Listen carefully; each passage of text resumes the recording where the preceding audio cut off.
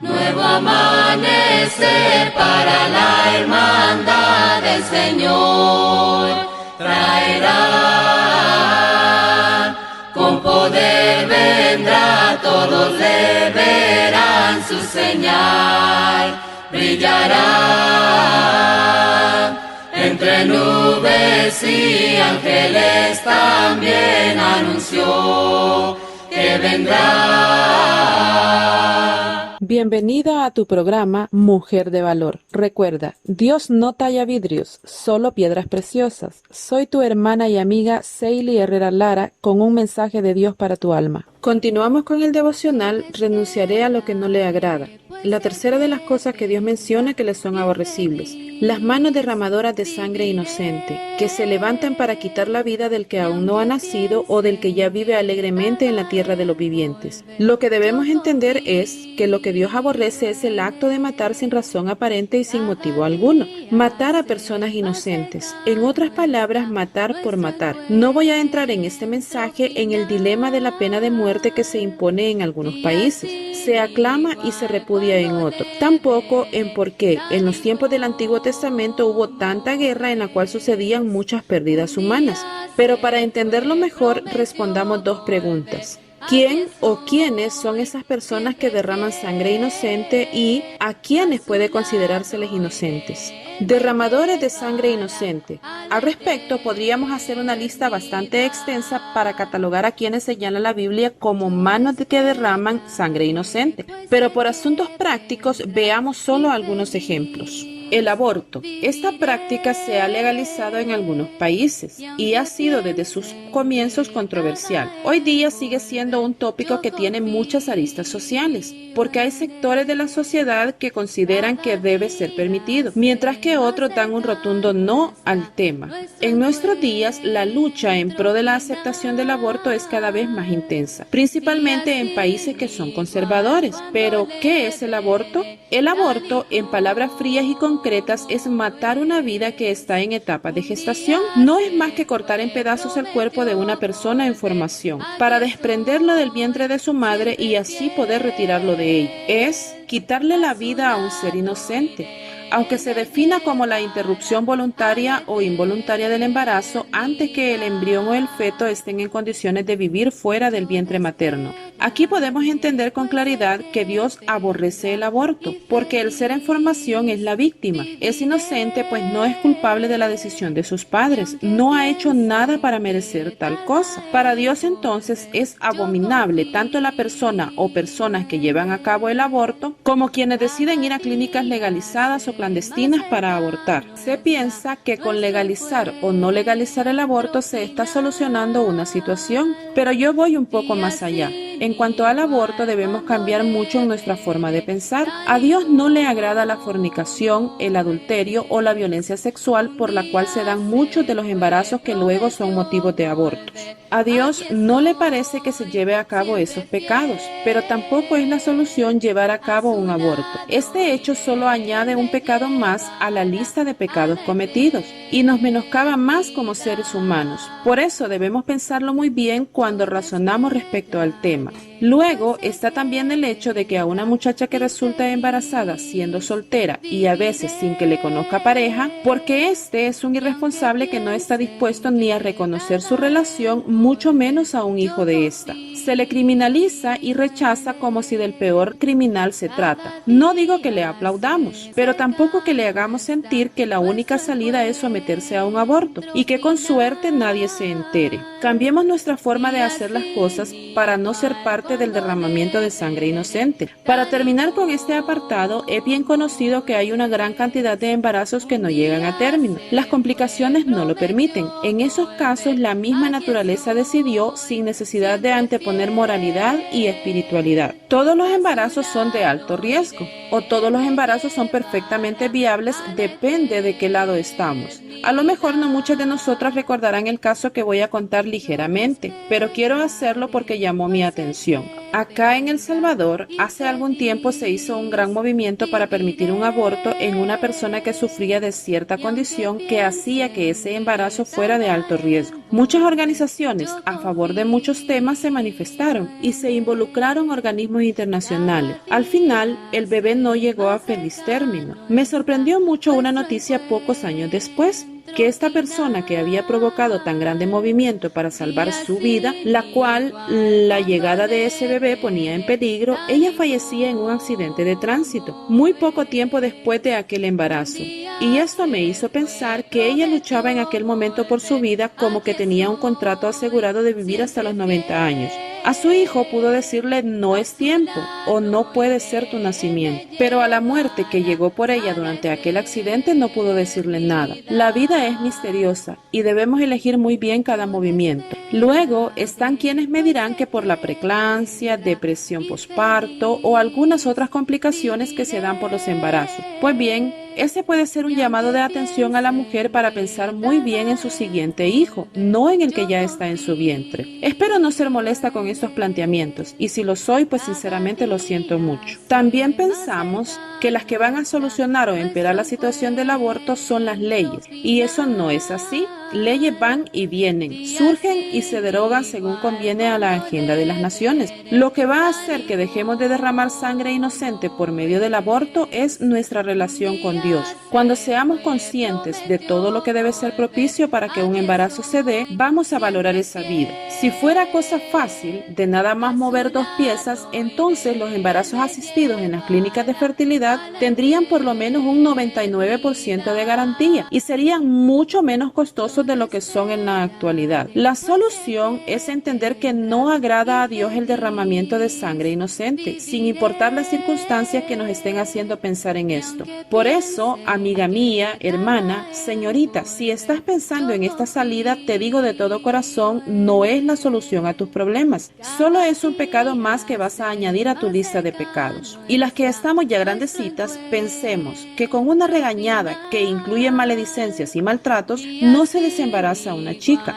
Hay que buscar soluciones diferentes y les invito a que tanto en la iglesia como en nuestras familias las descubramos. Otra forma de derramar sangre inocente son los homicidios. Las estadísticas nos muestran que diariamente muchas personas son asesinadas durante un asalto, o algunos mueren por sicariatos y cobros por extorsión, o por el puro gusto de alguna persona desenfrenada que saca un arma y empieza a disparar, por un parqueo, por un lugar en la fila del súper, por avanzar en la luz del semáforo y tantos homicidios sin sentido que hemos visto, como si la vida no tuviera ningún valor. Muchos la arrebatan. Están también los tiroteos y los ataques terroristas. Le han hecho tanto daño a la humanidad con sus ataques cobardes en nombre de ideologías torcidas y aberrantes. Han golpeado muchas veces en muchos lugares del mundo haciendo explotar carros, aviones, trenes, etc., matando a cuanta gente han deseado, y aún se jactan de lo que hacen adjudicándose los hechos. Por tanto, los ataques terroristas también son abominación para el Señor, dejando saldos lamentables de jóvenes, niños y adultos muertos, matando sin conciencia alguna. Esto respecto del derramamiento. Pero ¿qué podemos decir de alguien que es inocente? Pues inocente es todo aquel que no ha sido vencido en juicio. No estamos hablando de personas que sean santos o ángeles, pero sus pecados son como los de cualquiera de nosotras, y no son tales como para llevarles a la muerte física, excepto en el caso de los abortos, que ellos no son culpables de absolutamente nada y deben pagar por culpa de irresponsables. Después de contemplar solo en parte a quienes puede adjudicárseles este concepto de derramadores de sangre inocente, podemos ver por qué para Dios es abominable tal cosa, y que al igual que la mentira, también el asesinato es algo en lo que Dios no quiere que nadie caiga. ¿Se puede derramar sangre y no ser abominable a los ojos de Dios? Puede ser en los casos de un accidente, una mala praxis, a lo mejor no demostrar el debido cuidado a alguien y ese descuido le lleva a la muerte. En todo caso, estas circunstancias deben considerarse de una forma diferente que las abominaciones anteriores. Se encuentra también en el estudio el corazón que maquina pensamientos inicuos, el cual incuba los más horrendos sentimientos nacidos de un espíritu torcido. La cuarta cosa que Dios detesta es el corazón que maquina pensamientos perversos, planes inicuos. Y creemos que todos los hombres y mujeres tienen malos pensamientos, como dijo David anteriormente. Y vemos en Mateo 15:19 que dice: el Señor Jesús dijo, porque del corazón salen los malos pensamientos, los homicidios, los adulterios, la inmoralidad sexual, los robos, los falsos testimonios y las blasfemias. Realmente es muy peligroso lo que proviene del corazón humano. Necesitamos ser limpiados como tantos leprosos lo fueron en el Nuevo Testamento. Dios está en estos casos como el médico divino, tratando la anatomía, o mejor dicho, la patología del mal y de la maldad, las enfermedades espirituales del ser humano y los diferentes síntomas que aparecen de tales enfermedades. El estudio y análisis divino incluye los ojos, la lengua, las manos, el corazón y los pies, que veremos a continuación. Lo próximo que se va a mencionar son los pies. La maldad se define como algo que es moralmente incorrecto y con una intención deliberada de lastimar a las personas. Esto abarca pensar o tratar mal contra cualquier individuo para beneficio personal u otras malas intenciones. Cualquier pecado es un plan perverso, pero el corazón de un hombre malvado constantemente planea traer a otros a la ruina, ya sea física o espiritualmente. El corazón crea planes malignos debido a la astucia y las tentaciones del diablo. El Salmo 140, en su versículos 2 y 3 dice: los cuales maquinan males en su corazón, cada día urden contiendas, aguzaron su lengua como la serpiente, veneno de áspid hay debajo de sus labios. Engañoso es el corazón más que todas las cosas, y perverso. ¿Quién lo conocerá? Dice Jeremías 17:9. Así que todas las intenciones y reflexiones del corazón del hombre son malas por naturaleza, si no tiene una relación con su Creador y Salvador. Pero si andamos en luz, como Él está en luz, tenemos comunión unos con otros, y la sangre de Jesucristo su Hijo nos limpia de todo pecado. Esto se encuentra en 1 de Juan 1:7. Estas personas piensan en el mal desde el amanecer hasta el momento de dormir. No hay nada bueno en ellos. Y Jeremías dice: ¿quién conocerá esas perversidades del corazón? Pues la respuesta es: Jehová las conoce. No hay nada oculto delante de Él. Y recordemos que de la abundancia de lo que tenemos en nuestro corazón es lo que se expresa en el exterior. Llenemos nuestro corazón de bien para que lo que se exteriorice sea de bien. Como número 5, el texto menciona los pies presurosos para correr al mal, los cuales corren por el camino de su propia destrucción. Así que tenemos ahora a los pies que corren presurosos al mal. ¿Sabes, amiga oyente, que el corazón abre el camino que van a recorrer los pies? Es interesante notar lo que Isaías dijo en el capítulo 59 de su libro, en el versículo 7. Sus pies corren al mal, se apresuran para derramar sangre inocente. Sus pensamientos son pensamientos perversos, destrucción y quebrantamiento hay en sus caminos. Aquellos cuyos pies se apresuran a precipitarse hacia el mal no muestran resistencia alguna al pecado y perecerán. ¿Cómo es posible que pongamos reparo para hacer el bien? Sin embargo, para hacer el mal se hace y a toda prisa, como dice la palabra de Dios. ¿Y acaso es mentira, hermanas? Si para compartir una noticia escandalosa de alguna de nuestras hermanas buscamos la manera a como dé lugar para poder compartir. Si hay personas que nunca tienen saldo en sus teléfonos hasta que le llega el rumor de algún buen chisme, corre a buscar cómo hacer una recarga para poder comunicarse. Esta es la naturaleza del ser humano, pero la palabra de Dios nos dice: no participéis en las obras infructuosas de las tinieblas, sino más bien reprendedlas. En Efesios 5:11. Aunque esta carrera sí tiene un fruto a la vista, y es la destrucción de la persona que así corre. Si no vemos su destrucción física, la destrucción espiritual es seguro que se está dando. Cuando sintamos la intención de correr, atraer o llevar un chisme, un alboroto o cualquier cosa sin provecho, pensémoslo varias veces antes de hacerlo, hasta cuando de un mal chiste se trata.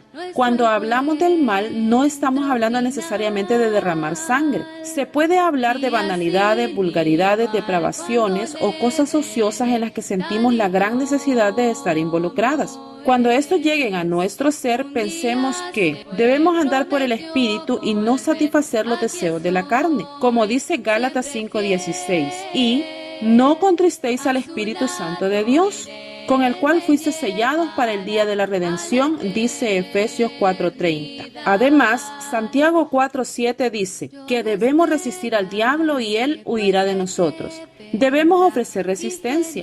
Me gusta correr hacia el mal, me interesa. Así es mi naturaleza humana, mi curiosidad, pero me resisto con la fuerza que Dios me da para no ser vencida por el mal. Una cosa más que Jehová aborrece es el testigo falso que habla mentiras, quien cerrando su puño y su corazón expresa su propia vanidad. Hoy en día no es raro que la gente cometa perjurio, que es la acción de jurar en falso o quebrantar un juramento que se ha hecho. Parece ser uno de los pecados más comunes en nuestro tiempo. Ya hemos visto que Dios odia la lengua mentirosa. El mentiroso miente porque miente, por deporte, lo hace porque sí y porque no, y también por si acaso. Pero aquí tenemos un tipo más específico de mentira. Dios odia a un testigo falso. Alguien que comete perjurio, acusando a una persona inocente de algo que ellos no hicieron. En este caso, ya el mentiroso lo hace con un fin específico, que es de favorecer a uno y, por supuesto, dañar a otro. Puede hacerlo por un bien económico. Si alguien le invita a decir ciertas cosas a cambio de dinero, obviamente. Pero también es muy común que esto se haga como una muestra de amistad. ¿Y cómo puede hacerse esto? Por ejemplo, en un caso judicial. Usted va al juicio y dice lo que el abogado le aconseja para favorecer a su amiga. En un caso de divorcio, por ejemplo, usted quiere hacer quedar mal a la otra persona porque supone que de esa manera su amiga será favorecida. Mucho cuidado, lo que es se debe decir tal cual es, sin más ni menos, sin importar quién se lo está pidiendo. Cuando le pregunten, ¿a usted le consta, lo ha visto y oído de la forma en la que lo va a relatar? Si así es, entonces hágalo. Pero si al contrario necesita ponerle un poco más u omitir alguna parte, entonces mejor trate de evitar el compromiso, porque puede ser que el juicio salga bien, pero su compromiso con Dios habrá sido comprometido. Con una persona que se exponga a la capacidad de mentir en juicio, ya estamos hablando de una especialización en mentira, porque va a hacer un juramento con su mano en la Biblia o con su promesa de decir la verdad, y si no lo hace, está diciendo abiertamente: a mí la Biblia me importa muy poco. Luego hay que pensar que va a ser interrogada y luego interpelada respecto de lo que está diciendo. En algún momento puede ser expuesta y procesada como una mentirosa, pero la persona cree que está por sobre la ley, por sobre el juez y por sobre las personas que verdaderamente tienen la razón. En esto está demostrando su vanidad, quiere sobresalir, lucirse. Además, está exponiendo también a que la justicia que se logre sea errada, porque el resultado va a ser acorde a lo que el testigo falso habló. Entonces la resolución va a favorecer a quien no debía. La prohibición de dar testimonio falso es el 9º de los 10 mandamientos y el Nuevo Testamento lo condena igual. Porque el testigo falso no quedará sin castigo. El que difunde mentiras perecerá, dice Proverbios 19:9. Los cristianos somos nuevas creaciones en Cristo, según 2 de Corintios 5:17. Y como tal, reflejamos esa nueva naturaleza. Fuimos liberados de nuestro hombre viejo, con sus malas prácticas, tales como la mentira y el falso testimonio. Y aunque pensemos que el fin justifica los medios, no debemos permitir que se nos involucre en este pecado. Y por último tenemos el que siembra discordia entre los hermanos, el cual, no amando la paz, la cercena con un corazón sin sentimientos. Existe una bienaventuranza pronunciada por el Señor que mira el problema desde el lado positivo. La encontramos en Mateo 5:9 y dice: bienaventurados los pacificadores, porque serán llamados hijos de Dios. Hay verdaderas multitudes de personas que están sembrando la discordia. Y no están todos motivados políticamente. Se encuentran en su propio vecindario y hay posibilidades de que también haya algunos en su iglesia. Quizá tenga usted uno en su hogar o familia y que incluso se siente donde usted se sienta. Estimada amiga y hermana mía, el causar problemas entre los miembros de la familia o entre los hermanos en Cristo y entre sus colaboradores es algo que Dios aborrece. En muchas situaciones los conflictos entre hermanos e incluso dentro de la iglesia parecen inevitables, pero cualquier persona que intencionalmente cause perturbación de la paz en el cuerpo de Cristo desagrada a Dios, ya que esto da razón para que otros pequen y que ellos mismos sigan hundiéndose en el pecado. Primera de Juan 2:9 al 11 nos habla así: el que dice que está en la luz y aborrece a su hermano está todavía en tinieblas. El que ama a su hermano permanece en la luz y en él no hay tropiezo. pero el que aborrece a su hermano está en tinieblas y anda en tinieblas, y no sabe a dónde va, porque las tinieblas le han cegado los ojos. Y el 4:19-21 dice: nosotros le amamos a Él porque Él nos amó primero. Si alguno dice, yo amo a Dios, y aborrece a su hermano, es mentiroso. Pues el que no ama a su hermano a quien ha visto, ¿cómo puede amar a Dios a quien no ha visto? Y nosotros tenemos este mandamiento de Él: el que ama a Dios, ame también a su hermano. Estos textos nos enseñan que aborrecer a nuestros hermanos y estar buscando cosas contra ellos, siendo lo contrario a los pacificadores que Jesús busca, es fruto de las tinieblas, de hipocresía, y nada tiene que ver con los que andamos en la luz. La gente que chismorrean o calumnian a otros, por lo general se sienten plenamente justificados en lo que están diciendo. Pero si una persona se siente justificada o no, lo que está diciendo es irrelevante, porque Dios lo odia cuando alguien siembra discordia. Esto no significa que no debemos lidiar con el conflicto ni amonestarlo, pero debemos hacerlo de una manera que minimice la discordia. Jesús buscó muy intensamente la unidad entre sus seguidores. De hecho, Jesús oró para que sus discípulos tuvieran el mismo grado de unidad y solidez que Él tenía con el Padre. Esto suena demasiado supremo a nuestros oídos, pero si Jesús lo pidió, es porque Él sabía que se puede lograr tal armonía. Así que sigamos el llamado de ser pacificadores y no instigadores de contiendas. Como conclusión les digo que esta lista de 7 pecados es como un espejo. Echamos una mirada al espejo y nos avergonzamos, porque nos vemos a nosotras mismas. Estimada oyente, permítame pedirle que se dirija una buena mirada a sí misma, en este espejo de la palabra de Dios. Después de que usted y yo nos veamos tal como realmente somos, vayamos ante la presencia de Dios y confesemos estas cosas que a Él tanto le desagradan. Seamos honestas con Él y pidámosle que nos limpie. Y digamos: no quiero ninguna de estas 7 cosas las cuales Dios aborrece y que pueden amargar mi vida. Que mi corazón hoy pueda andar tras los caminos que agradan al Señor, los cuales son los senderos de la humildad, la verdad, el corazón que está lleno de buenos y sanos pensamientos, los pies que transitan los caminos del bien, el testigo que proclama la verdad de Dios y aquel que siembre la paz y la unidad entre los hermanos. En esos senderos quiero transitar. Para terminar, Dios tiene la cura para todos estos pecados si queremos honrarlo. No olvidemos que estos son solo algunos de ellos. No basta con que nos sintamos tristes y decepcionadas en gran manera al ver el espejo anterior. Se trata de cambiar eso que hemos sido, porque la tristeza que proviene de Dios produce el arrepentimiento que lleva a la salvación, mientras que la tristeza del mundo produce la muerte. Lo dice 2 de Corintios 7:10. Sintamos tristeza, pero la que nos encamina al arrepentimiento, no la que lleva a la muerte. Y por último, si confesamos nuestros pecados, Dios, que es fiel y justo, nos los perdonará y nos limpiará de toda maldad. Dice Juan en su primera carta 1:9. Claro que nos perdonará, porque el estudio que hemos realizado dice claramente que Dios aborrece esos pecados, no a quien los ha cometido, y humilde se arrepiente y busca el consuelo. Por eso les invito, amigas y hermanas, no nos quedemos solo con saber cuánta maldad podemos albergar y cuánto Dios aborrece esas cosas, sino que seamos humildes y arrepintámonos y cambiemos esos pecados, llenándonos de virtudes que sean agradables a nuestro Dios y Padre. Espero muy sinceramente que Él nos permita el tiempo para hacerlo y buscar auxilio en Él. Esto fue todo a lo que renunciaré porque no le agrada. Bendiciones para sus vidas, amadas de Dios. Este fue tu programa Mujer de Valor. Recuerda, Dios no talla vidrios, solo piedras preciosas. Puedes escuchar este y muchos más estudios bíblicos, exhortaciones, mensajes de ánimo y consejería en mi canal de YouTube, en el cual puedes encontrarme como Seili Herrera Lara. Puedes dar me gusta a la fanpage Familia Lara Herrera en Facebook. También puedes escribirme al correo electrónico somosLaraHerrera2020@gmail.com. Nuevo amanecer para la hermandad del Señor traerá,